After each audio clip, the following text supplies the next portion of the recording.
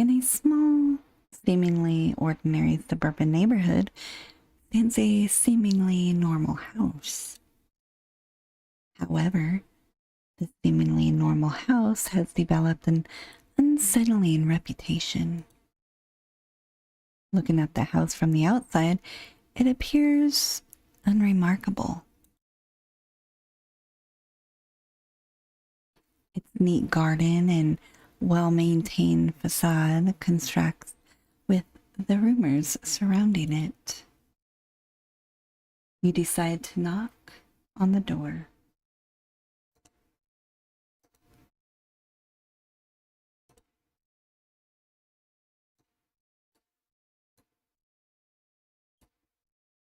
A trembling woman answers, her eyes filled with despair. The woman invites you inside, revealing a home filled with family portraits and toys.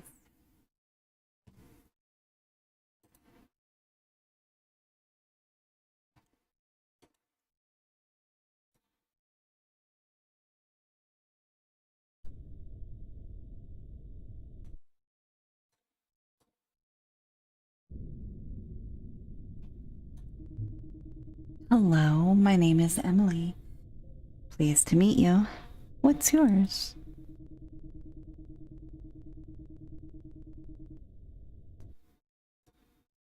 The woman just smiles at you.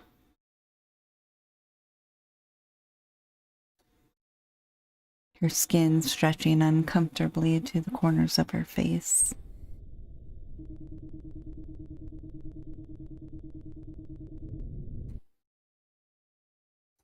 I'm a freelance journalist reporting on missing people between 1963 and 1987. I believe you have information. The old woman stares at you. A sense of dread fills you from head to toe. After a couple of minutes of silence, she answers. My dear, that was long ago. Why bother bringing up the dead now? Some of their relatives never got closure. I want to give them that. Are you a relative? I am related to one of the missing people, yes, but that doesn't mean I am not seeking the truth for everyone. You poor dear. No wonder you seem so upset. Let me fetch us some tea and we can discuss this further. The old woman shuffles out of the room and off into the kitchen. You can hear her tinkering around with appliances. I should take a look around.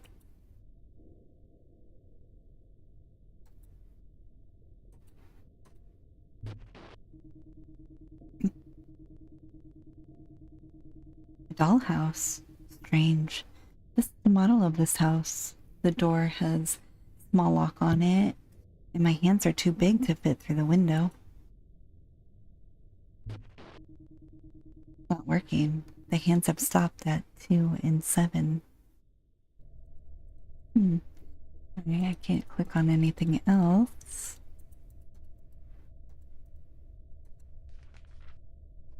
The lost toys. I found a small lock attached to the front of the dollhouse. It seems strange that this is locked. Despite the best efforts to try to reach through the windows, they are too small. I can see what looks to be some figures placed in the house, but I cannot be certain. If I want to know more, I will have to find the key. Perhaps the old woman will know more. The clock in the living room is broken. Nothing too strange about it, I guess. Might serve as an interesting talking point if I need to make small talk.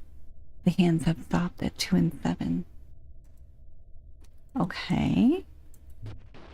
Oh, a picture of what appears to be two small children.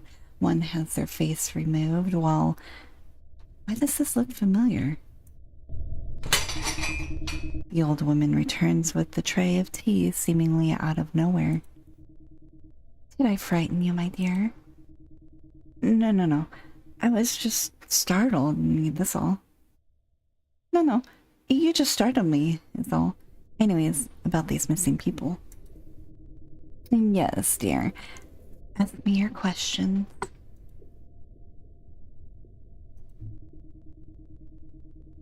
My my research has brought me to this place. Quite a few people all agree that there is something about this place. Most people want someone to blame, especially when they think that person can't hurt them. Makes them feel safe.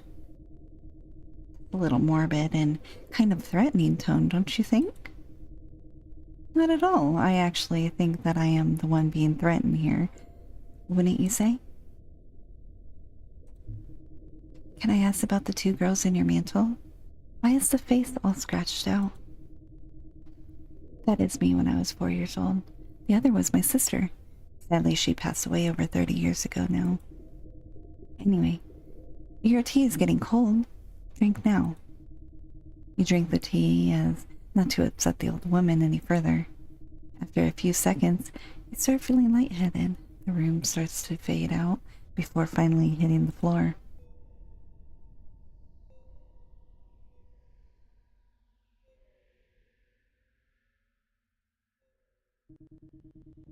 You awake feeling sick. The old woman must have drugged you. Looking around, you noticed you are locked in some sort of cell made of stone with bars covering the door and a spot on the ceiling.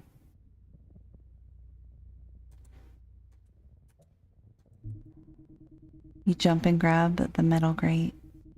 As soon as you grab it, you slip, falling to the ground with one of the metal bars in hand.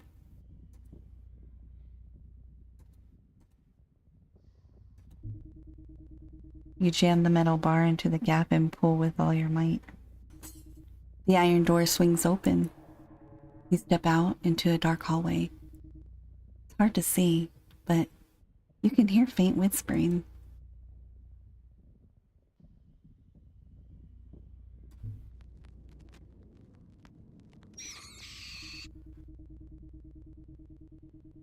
Heading towards the whispers was a bad idea. The old woman leaps from the shadows, slicing your throat vertically, making you bleed out quicker. You are the 14th victim.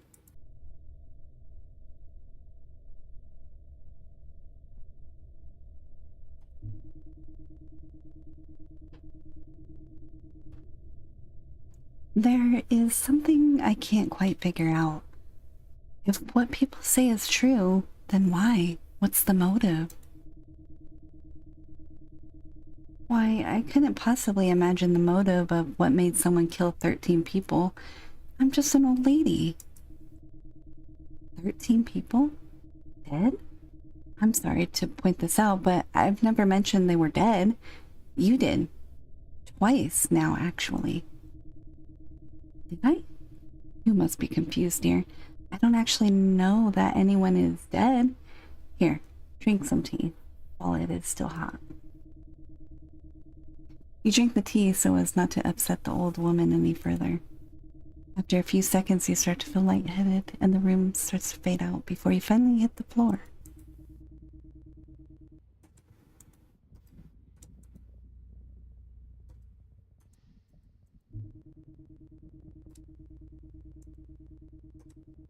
Let's carry on walking this time. You walked forward a little further, hugging the wall as you go. You can see a faint light up ahead, but a small room off to the left.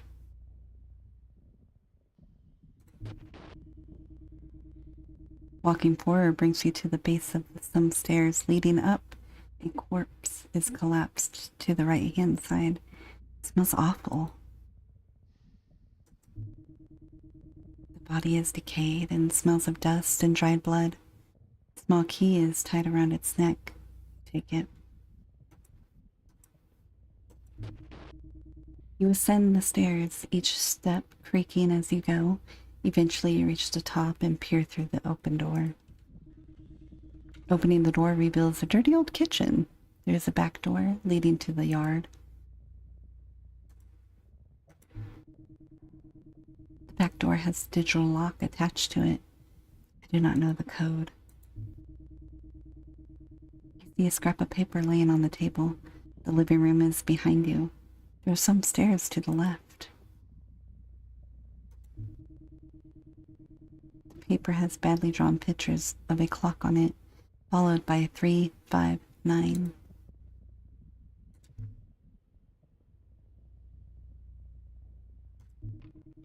You frantically try the front door looking for any means of escape. Suddenly you hear scraping noise from behind you. You turn around and make eye contact with the old woman, her hair covering half of her face. You can make out an odd smile. The old woman lunges at you with full force, plunging a knife deep into your chest. You reach for the knife, but slowly lose control as your blood forms a pool beneath you.